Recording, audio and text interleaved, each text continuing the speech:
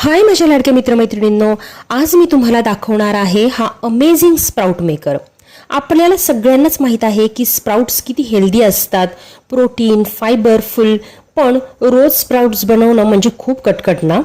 म्हणूनच मी हा sprout maker वापरायला सुरुवात केली आणि हॉनेस्टली खरं सांगते तुम्हाला खूप इझी आहे हे वापरणं।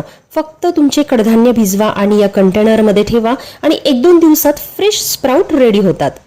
या प्रोडक्टमध्ये तुमच्या आवश्यकतेनुसार तुम्ही 2 लेयरचा, 3 लेयरचा किंवा 4 लेयरचा स्प्राउट मेकर घेऊ शकता। म्हणजे जर तुम्हाला एकापेक्षा जास्त जर कडधान्याचे स्प्राउट्स बनवायचे असतील तर तुम्ही याच्यामध्ये त्याचा यूज करू शकता। पण त्या अगोदर एक सांगते की आई असणं म्हणजे स्वतःपेक्षा आधी मुलांचा विचार करणं। सकाळी उठल्यावर पहिला प्रश्न पडतो तो म्हणजे आज अगस्त्यला काय हेल्दी देऊ। स्प्राउट्स तर खूप हेल्दी आहेत हे माहिती आहे, पण रोज भिजवा, बांधा, पाणी काढा, कधी कधी खरंच जमत नाही।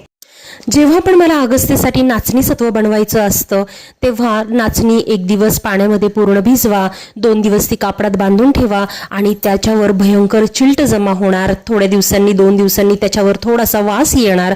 तर कुठलेही कडधान्य असू दे, भिजवल्यानंतर त्याला थोडासा आंबटसर वास सुटतो, पण या स्प्राउट मेकरमध्ये ती कुठल्याही प्रकारची झंझट होणार नाहीये। मला या स्प्राउट मेकरची सर्वात जास्त आवडलेली गोष्ट म्हणजे नो स्मेल, प्रॉपर व्हेंटिलेशन आणि आपल्या किचनमध्ये चिलटांचा सुद्धा त्रास होत नाही। आता एक आई म्हणून तर गिल्ट कमी झालंच आहे, पण mom life is not easy right. पण अशा छोट्या गोष्टींनी ती थोडी सोपी नक्की होते।